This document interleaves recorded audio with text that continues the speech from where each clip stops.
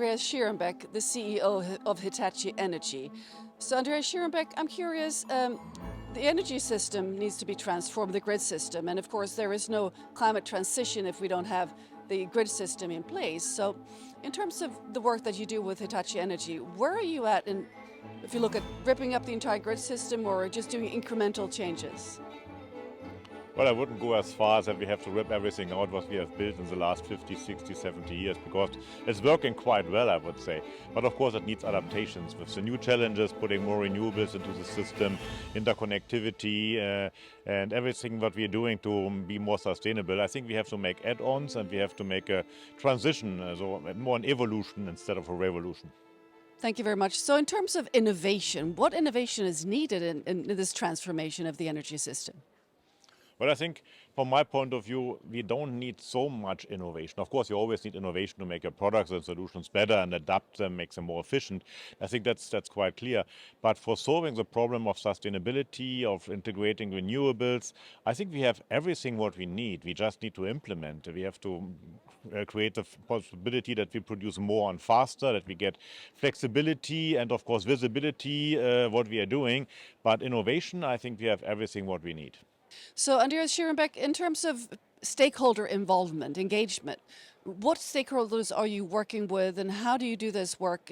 Looking at, for instance, policy makers, also all the way from the policymakers to the consumers. It's quite a lot of stakeholders that you are interacting with at Hitachi Energy, correct? Well, definitely. I think you made a good point. We cannot do it alone, not as an industry. But of course, our customers and also the regulators and the policymakers, they cannot do it alone. We need one holistic approach to change our energy system.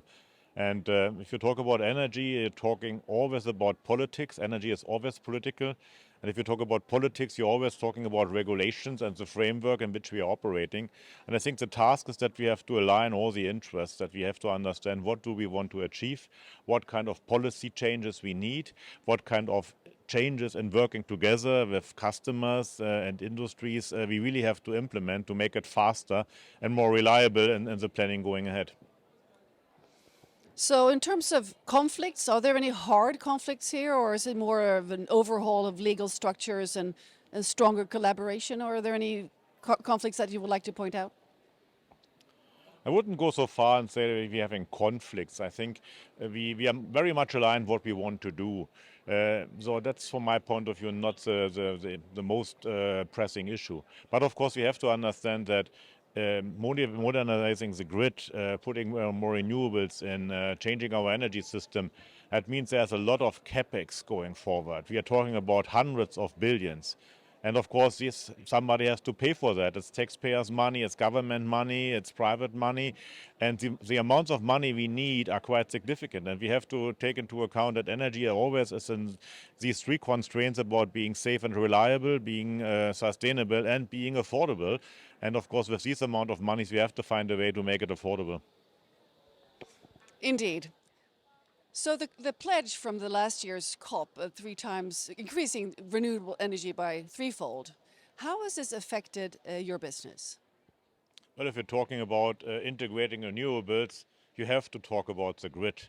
I think it was a little bit neglected in the last couple of years or decades, so the grid was not in the focus. And probably even last year, the pledge was, hey, we have to triple the renewables. The grid was not in the forefront of thinking, but I think that has changed.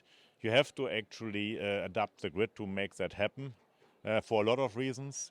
And actually, the grid is a little bit of a bottleneck already. In Europe, we have around 500 gigawatts of projects which are not connected because that's not possible. In Germany, in a small area on the coast in Mecklenburg-Vorpommern, there are 50 gigawatts of solar and onshore wind projects ready developed, but they don't get a permission to be connected to the grid because the grid can't take it. So I think we have to be more diligent in looking at the grid and moving faster. So do the decision makers really realize this bottleneck problem? I think now, yes. It took a while, and especially the regulators are realizing that we need more diligent planning, more long-term planning. If you look at the environment in Europe and worldwide, the planning horizon is going from 10 years to 15 years, in the US even to 20 years, because everybody is realizing that grid projects need a little bit longer than maybe a couple of years. And just in this increase of planning horizons, you see that things are changing. So Andreas Schierenbeck, in terms of this COP, what are your hopes?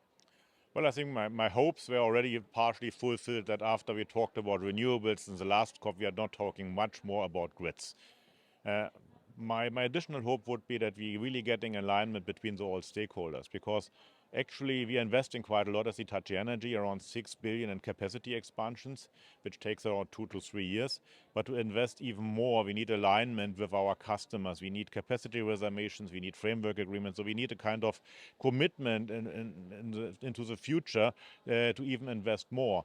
And the industry hasn't worked that way. It was more kind of transactional approach. I need equipment, provide that, but you don't get really good investments or a lot of investments if you don't have this horizon. So working together with our customer is promising, but it needs change from the regulation side as well to make that possible. And my hope is that we're getting more clarity why we are pushing for that, why we need to work together on that in a competitive way, don't take me wrong, to really change the environment in which we are working, because this is actually a marathon and not a short sprint.